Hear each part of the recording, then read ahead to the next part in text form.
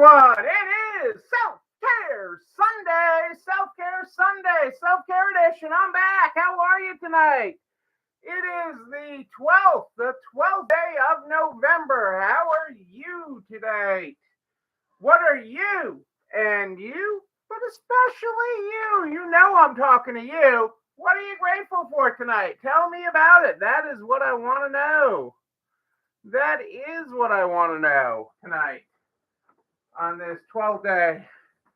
Luna is trying to dig in her bed to China, I think, over there. Dig a hole to China. I don't know what you think is in there, Luna. But that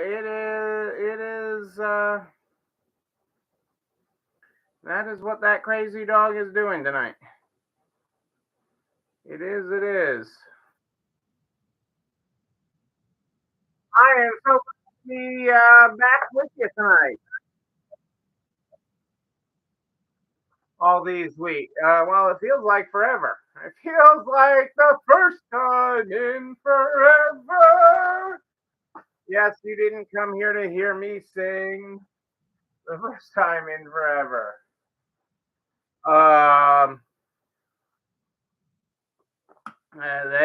They are. Hey, Carrie, how are you? How are things in Florida today? I hope all is well in Florida with you, and you are having a marvelous weekend. It was probably warmer in Florida than it was in Connecticut this weekend. In the Northeast, it was cool. This morning was really cool. We had a hard frost last night. We had a good frost last night. Cars were frosted over. The lawn had a nice frost. Uh, it was something. Luna, do not destroy your bed. Luna wanted to be in here for the show tonight, and Luna is like digging a hole to China. Is where you'd think Luna was going. It is cuckoo for Cocoa Puffs, Butcher. Yeah, you Floridians, once you're down there a little bit, once you're in Florida for a little bit, going outside of that zone is a little much. Yeah, it was cold, and today we were just lounging and realized that like none of my sweats, all my sweats are too big for me now. So you do sweats, but it is. Before we know it, we'll be complaining it's too hot. That's what us Northerners do with the weather. It's never just right. It's never just right. That is the way we roll. So such as the wind blows. The wind blows, or the turnip turn, or something like that. We are broadcasting it on Facebook and YouTube. Any problems with Facebook, hop right on over to YouTube. I'm over there. Cassandra's got the link there for you in the show comments. She does indeed. But let's get started with our.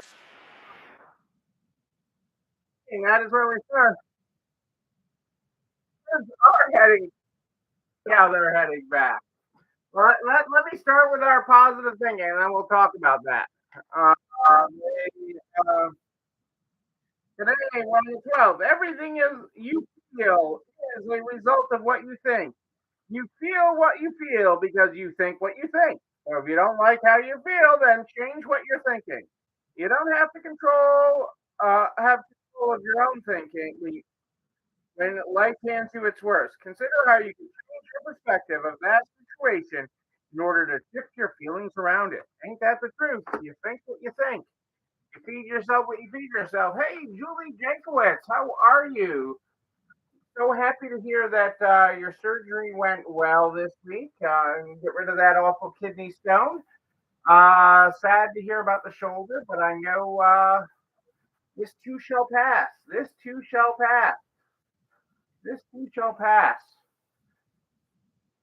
I just keep on looking at Luna. She's kind of nuts tonight. She is trying to dig in her bed and find something,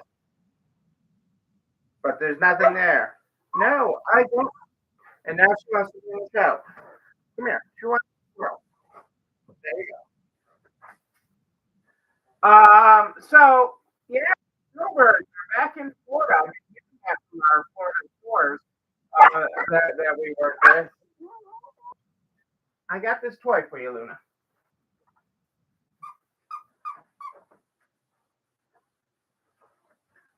Which is awesome. Which is I am thrilled to hear that for you, Carrie, and for all our southern stores are starting to feel the love from the snowbirds. And that is a wonderful thing. That is a wonderful thing that the snowbirds are chiming in. You know, we were talking this weekend. You know, how many more years till we become snowbirds? You know, but hey, April, how are you? Hope all is well in Nebraska. Speaking of somebody who could use some snowbird in her life, uh, you know, but that that is you know wonderful that they're coming back and they are coming back with their wallets. Okay, they are coming back with their wallets, and that's an important note because, and I say that especially with snowbirds. So the interesting thing, the demographic. Okay, 65 today. Shoot, it was like 40 here today. 65 in Nebraska. Okay, so here is an important demographic note. Who's spending money? You know, we keep on trying to get younger people in our stores. So there's always the search for the younger. Okay, it's never just right. You're always looking for the younger because they have the money. Well, the reality is the only demographic that is markedly increasing their spending is those born prior to 1965. Those born, how do you get in North Carolina today? I don't even know where anybody is anymore. Okay. Prior to 1965. So those born prior to 1965, okay, are increasing their spending and increasing it on a home, increasing it on decor, increasing it on everything. For those 58 and older, okay, are increasing their spending, where markedly increasing their spending. And they have more disposable income. They aren't, you know, necessarily as tied to interest rates of their housing or looking to get a, you know, new monstrous house or other things. So they have more disposable income and they're spending it. So know that that demographic, okay, not everything has to be just for the young people. Oh, the crystal wholesaler, got you. So that is, um, according to the Federal Reserve, the and demographers, the income group, age group that is spending markedly more. So take notice of that. I did want to talk for a quick second for those of you that use Fortis. I know they're for your credit card processing. I know there is a lot of frustration out there, a lot of frustration going on.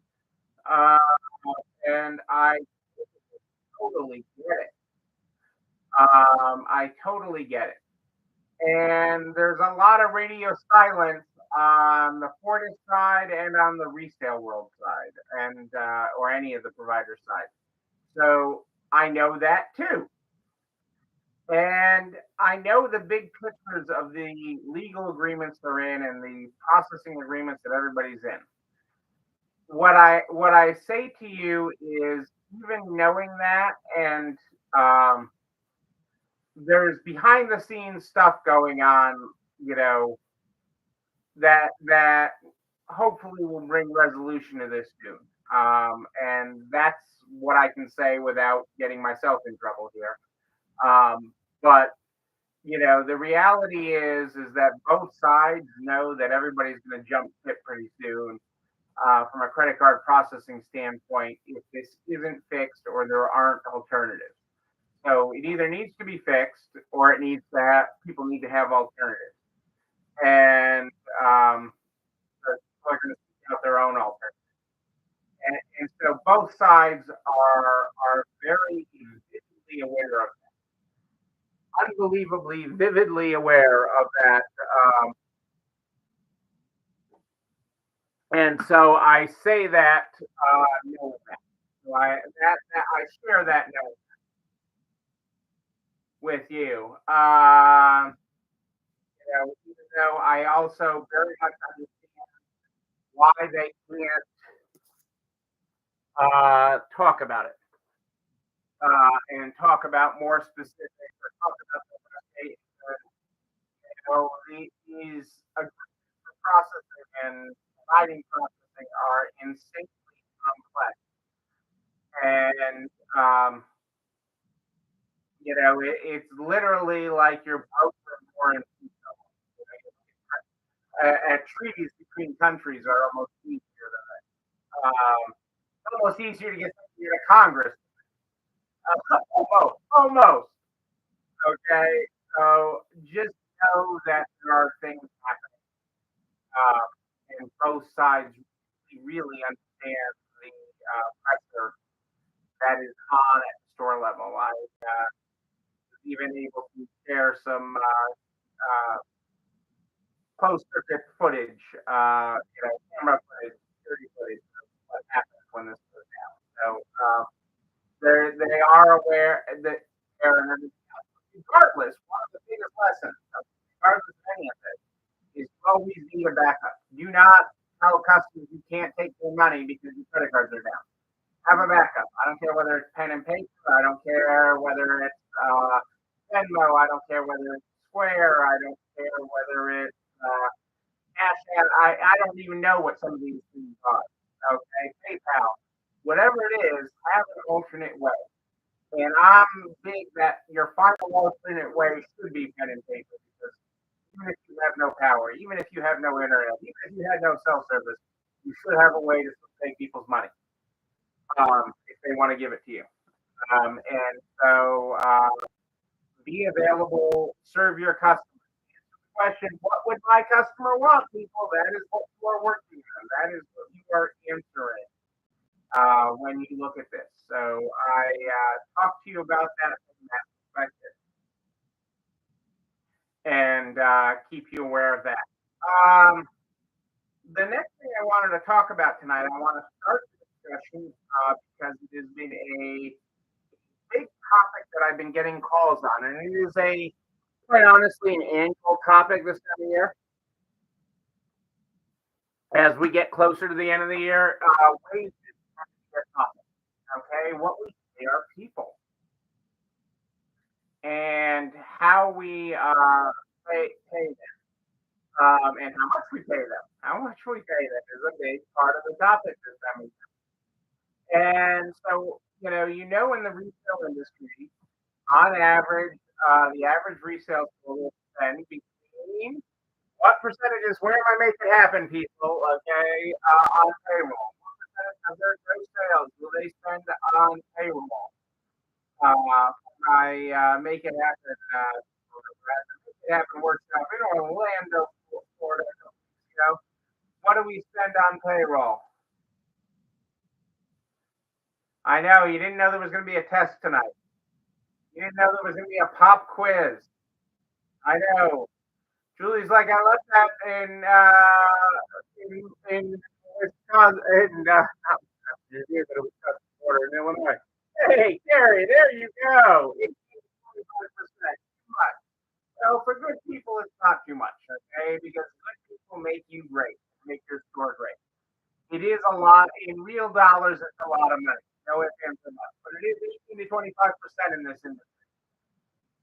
Okay, so that means what that means. Let's back that up. Is when you put somebody on payroll, okay, and I'm going to go. They should be generating between $4 and $5 for every dollar you spend on them. They should generate $4 to $5 at least in sales.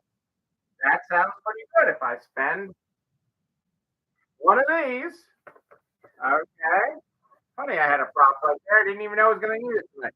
Okay, if I spend one of these, okay, I get four of them back. I get one of these. I'll get all my props ready. I didn't think that I'd where's my money from. So I spend this, I get these. That's how this works. That's how hiring people work. Spend this, spend this. Okay, that is how this rolls. And that is awesome. Okay, that is awesome. Is how this works, and um, so knowing that, okay, that's awesome. Okay, but that stays relative. Okay, so we need to grow our sales as your expenses of payroll go up. We'll get into what kind of raises in Wednesday. We'll get into kind of raises that are coming in the industry. What people are spending on payroll raises this year, what the big guys are spending, and what's more is what they're looking for. Because one of the questions I got asked this weekend was, well, that can't be true anymore. 18 to 25% can't be true anymore. Payroll has gone up astronomically the last several years, the last 4 years, 5 years. Payroll always goes up. Okay, I mean, I probably would be probably is really great what people say right now. Okay, and so that isn't, but ratios need to stay in balance. Okay, the ratio needs to be in balance. So if you're in balance, you're more efficient. Your sales. You have to do things to grow your business. Okay, your business can't stay back here when wages go up here. You can't go backwards. You can't stay back here and have wages keep on climbing. Nor can you be afraid of increasing wages. Okay, this is good to an extent. Okay, I mean, and it's a train of flexibility. Okay, you can control the marketplace out there. You can control being different. You can control what you offer. Okay, and don't sell yourself short. Okay, you offer things that big guys can never offer. You offer flexibility. You offer knowing your name. You offer caring. Okay, yes, people need a certain amount of green to live. No ifs, ands, or buts about it. But with wages on the rise again, okay, and they're pushing for more, okay, especially at state and city levels. Some metro areas are headed towards 20. I'm telling you that an hour as a starting point. So where do you go? Okay, what do you do? How do you compete with that? And a lot of the calls I'm getting lately are from southern states that have been a little behind the curve with the increases. A lot of the big increases happened in northern states or far western states like California. And now they're starting to hit some of these southern states where they were like, "You are already paying $10 an hour," and now it's getting big things. It's like I had a southern store in a southern state the other day that was like, well, our minimum wage is going to 15 to 2026. I'm like, well, welcome to 2026. Welcome to 2026 because you need to be starting people at 15 and a quarter to compete in their market. And that's fine, okay, from a dollar perspective. Okay, in that particular market, in that particular area, that's fine. That isn't the problem. The problem is that you need to get more efficient along with that. Okay, you have to look at all of your processes in the store so that you're not doing the same things. Okay, having people do things in the same step in the same way when they were making $10 an hour as when they're making 15. Okay, that needs to bring you a higher caliber of employees. You need to use technology in new ways to eliminate tasks, and we will talk more about that because this is how you continue to grow your way out of that. This is no different than coming out of the pandemic. This is no different than anything else that comes at your business as a way to grow. So we need to help you grow, okay, and find a special way to grow. We're going to talk more about that. On Wednesday, we're going to talk about what the big guys are doing for wages. I have some great wage data of what some of the big guys are doing and doing percentage wise by length of service. But I also have with those same big guys, I have what they're doing with wages based on length of service, and I have what they are doing so that they need less people. Okay, yes, they're giving raises. Yes, their payroll is going up. What are they doing as a company to change their business so that ultimately they can get more done with less people? More done with less people. Think about that. Think about that. More done, less people. You know, how can you get more done with less touch?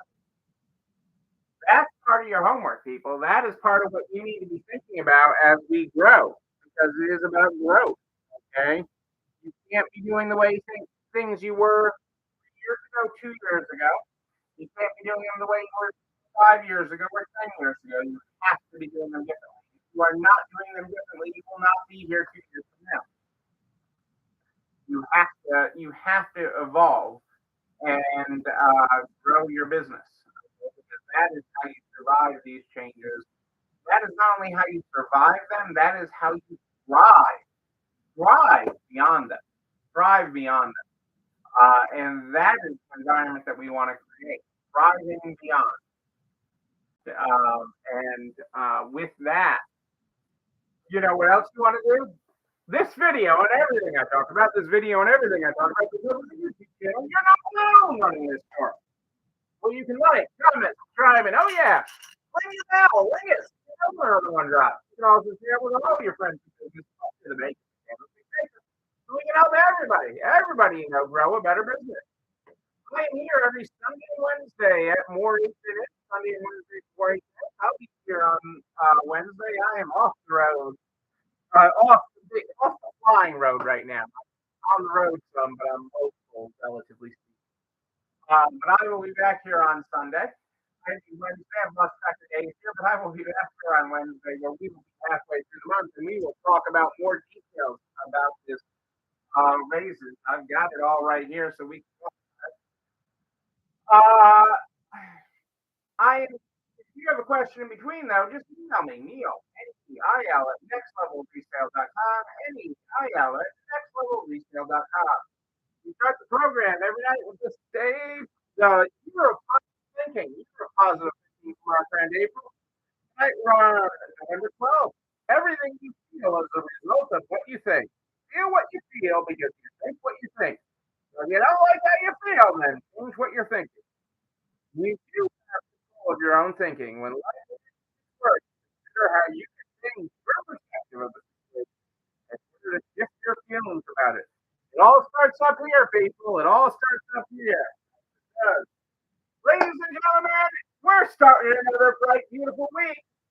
I am Neil Abramson. I do like a good party, a wedding, or a mystery event. We'll party again. Yes, we are. We're in the Holly Jolly season. The Holly is Jolly here. Don't forget it. But until then, and until Wednesday at 4 a.m., show me you and you, but most importantly, you. Yes, you. You're not alone.